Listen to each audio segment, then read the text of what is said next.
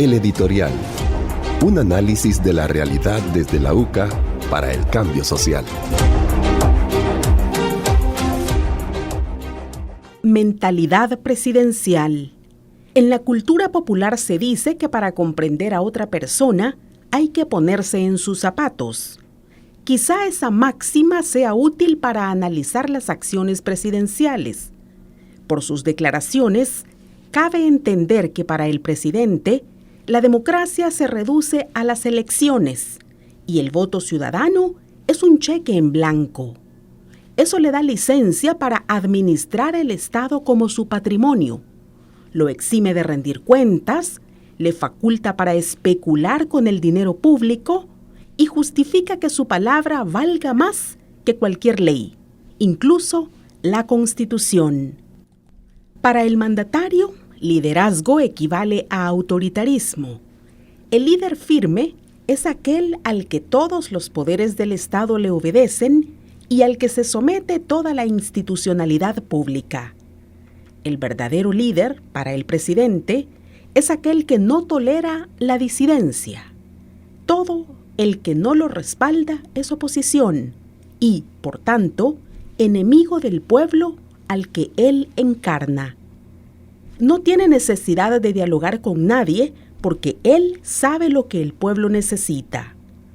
En la mentalidad de Bukele, una conferencia de prensa es un monólogo, aunque decorado con algunas preguntas retóricas que le sirven para hablar de algunos temas que le interesan o para extenderse en algo que quiere recalcar.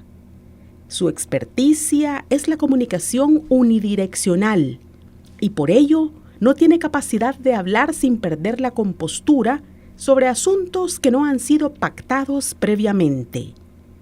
El presidente entiende la soberanía como la libertad de hacer cualquier cosa sin que ninguna instancia internacional tenga derecho a opinar. Para él, el derecho internacional sobre los derechos humanos o los convenios internacionales suscritos por el Estado son papel mojado. Si una persona o instancia denuncia violaciones a derechos humanos, es un injerencista y amigo de las pandillas. Para él, la verdadera realidad es la virtual. Por eso la gente debe entender que el país ya es otro en tan solo 3 años de gobierno. Si la propaganda oficial dice que el sistema de salud ya es mejor que antes o que la educación pública supera en calidad a la privada, es porque así es. Asimismo, el aeropuerto en La Unión, la ciudad del Bitcoin y el Plan Control Territorial existen porque así lo dice la publicidad gubernamental. Y desde esta misma base, hay que entender la frase repetida hasta el cansancio. Los cambios están a la vista de las pantallas gracias a la maquinaria propagandística. En la visión presidencial, el mundo se divide en 2, los que lo aplauden y vitorean y los que no.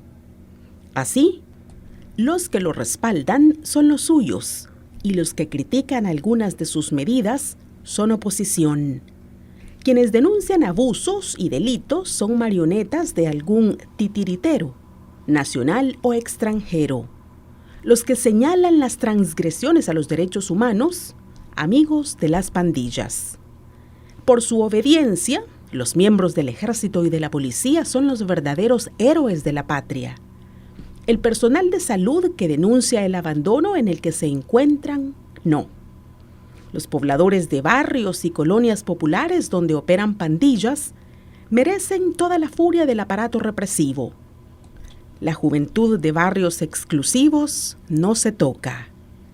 En una sociedad de por sí polarizada y corroída por una cultura machista y violenta, la mentalidad maniquea, oportunista y destructiva del mandatario cosecha éxitos rotundos para él y los suyos, mientras el país retrocede día a día hacia los años 80.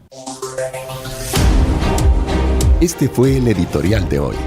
Un análisis de la realidad desde la mirada de la UCA.